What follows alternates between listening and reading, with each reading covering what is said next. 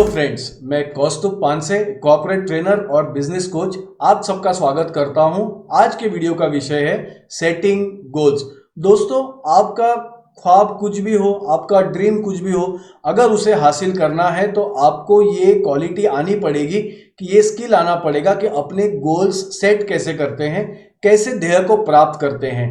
आपको ये पता ही होगा कि प्रभु श्री राम ये ध्येय उन्होंने जब रखा कि रावण को मार के अपनी पत्नी सीता मैया को वहां से लेके आना है, तो उससे डगमगाए नहीं, कितने भी प्रॉब्लम्स आए लेकिन उन्होंने अपना ध्येय पूर्ण किया।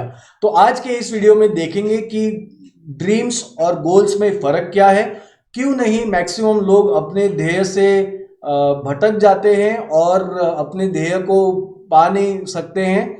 उसके बाद अपना एक ध्येय अचीव करने के बाद आगे क्या करें, इन सारी बातों पे चर्चा करेंगे। तो दोस्तों, आशा करता हूं ये वीडियो आपको पसंद आएगा।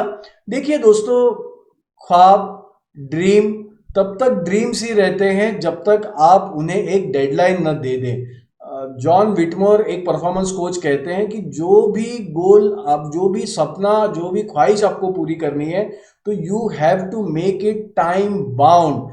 तो a goal is a dream with deadline. जब तक उसमें आप समय का बंधन नहीं डालेंगे, उस पर डेडलाइन नहीं डालेंगे, उसको खत्म करने का तारीख नहीं बनेगा, वो सिर्फ हवा के महल ही रहेंगे, उससे और कुछ ज्यादा होने वाला नहीं। तो अगर आप अपना ड्रीम को पूरा करना चाहते हैं तो convert into a goal and put a deadline. Yale University में कुछ सालों पहले एक ग्रुप ऑफ साइकोलॉजिस्ट ने वहां के अंडर ग्रेजुएट्स पे एक सर्वे किया। सर्वे का उद्देश्य ये पता करना था कि कितने प्रतिशत लोग गोल्स रखते हैं। तो जब अंडर ग्रेजुएट्स पे सर्वे हुआ, इन स्टूडेंट्स पे सर्वे हुआ, तो ये पता चला कि 90% स्टूडेंट्स ने अंडर ग्रेजुएट लेवल पे कोई करियर का गोल रखा ही नहीं था।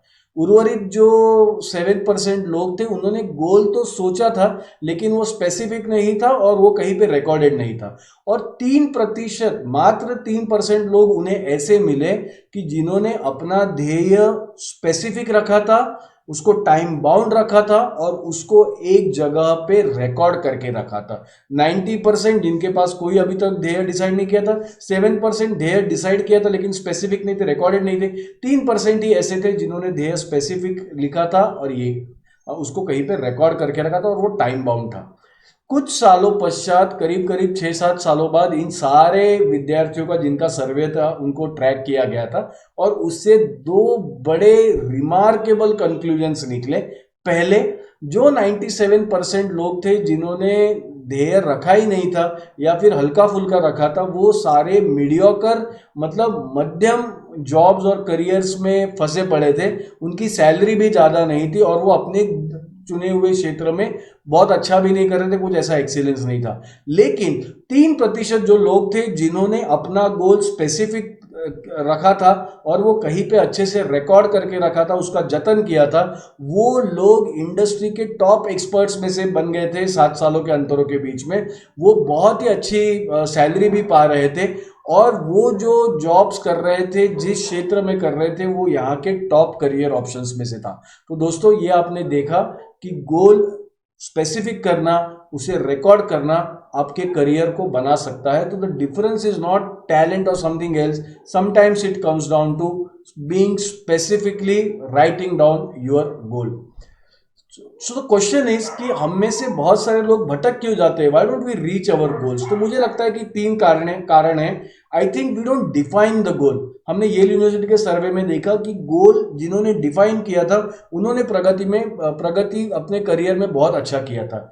सेकेंड फैक्टर मुझे लगता है कि हम अपने गोल्स पे यकीन नहीं रखते, क्योंकि बाहर के लोग हमें कहते हैं कि ये गोल अचीव नहीं हो सकता है, वो हमारा मजाक उड़ाते हैं, सार्कास्टिक रिमार्क्स करते हैं, हमें टॉन्ट्स करते हैं, तो हमें लगता है कि ये गोल पॉसिबल नहीं है। हम उनके अपने सपने को बेच देते हैं उनके क्रिटिसिज्म से बचने के लिए। और तीसरा और सबसे इंपॉर्टेंट पॉइंट मुझे लगता है कि आप पहले डिफाइन नहीं करते हैं, दूसरा आप बिलीव नहीं करते हैं, और तीसरा ऐसा लगता है कि कोई प्लान नहीं बनाते हैं कि इस गोल को अचीव कैसे करना है। तो दोस्तों अब जब भी गोल रखें, एम फॉर द स्काई, बड़ा गोल रखिए। ऐसा कहा जाता है कि आपके ध्येय में इतनी ताकत होनी चाहिए कि आपका जो लहू है वो ऐसा नदी के जैसा, एक स्ट्रीम के जैसा ऐसा बहना चाहिए, उसमें इतना पावर लगा दीजिए। So aim high, go for the sky. So even if you aim for the moon and if you fail, you will still fall among the stars. Second point, believe in your goals. 1000 सालों तक दुनिया ये मानती रही, इस पे यकीन करते रही कि 1 मील मतलब 1 माइल, ये डिस्टेंस ह्यूमंस 4 मिनट के अंदर नहीं दौड़ सकते हैं। तो रॉजर बैनिस्टर ने 1954 में अपने हार्ड फिजिकल ट्रेनिंग और मेंटल ट्रेनिंग से इस रिकॉर्ड को तोड़ा और 1954 में वो पहले इंसान बने जिन्होंने इस साइकोलॉजिकल बैरियर को तोड़ते हुए 1 मील दौड़ लगाई 4 मिनट्स के अंदर। तो दोस्तों कैसे कर पाए ये रॉजर बैनिस्टर? बहुत सारे लोगों को लगता है कि रॉजर ने बहुत कठिन परिश्रम किए होंगे और फिजिकल ट्रेनिंग की होगी और एक्सपर्ट से कोचिंग ली होगी। डेफिनेटली वो सारा तो किया ही, फिजिकल फिटनेस से लेके ट्रेनिंग और स्पेशल टूल्स तो उन्होंने यूज़ किए ही। लेकिन एक चीज़ जो उन्होंने बाकियों से अलग की और इसी के वजह से वो अपना गोल, अपना ड्रीम हासिल कर सके, कि उन्होंने अपने सबकॉन्शियस माइंड को ट्रेनिंग दिया। उन्होंने ये सपना इतने बार इमोशनली चार्ज होके देखा कि उनके मन को लगा कि ये रियलिटी है। तो जो साइकोलॉजिकल रियलिटी जो अंदर उन्होंने बनाई अपने इसी ड्रीम को रिपीट करते हुए, वो बार बार देखते, खुद को इमेजिन करते कि वो 4 मिनट के अंदर वो फिनिशिंग थ्रेड को टच कर रहे हैं और सारे लोग तालियां बजा रहे हैं, उनका हर्षोल्लास से स्वागत हो रहा है, उन्हें इनाम की रकम मिल रही है, उनकी वाहवाह हो रही है। ये इतने बार ये सपना उन्होंने दोहराया कि वो उनका बिलीव बन गया और अल्टीमेटली उसमें रियलिटी बन गई। दोस्तों इतनी बड़ी उपलब्धि है, इतना बड़ा बैरियर रॉजर ने तोड़ा कि अगले साल खत्म होते होते रॉजर का ही रिकॉर्ड 300 लोगों ने और तोड़ दिया। आगे बढ़ते हैं। Have a plan. बहुत सारे लोग के पास प्लान मिसिंग होता है। तो अगर आपको बड़ा ध्येय अगर पाना है ना, उसको डिवाइड कीजिए स्मॉल स्टेप्स में।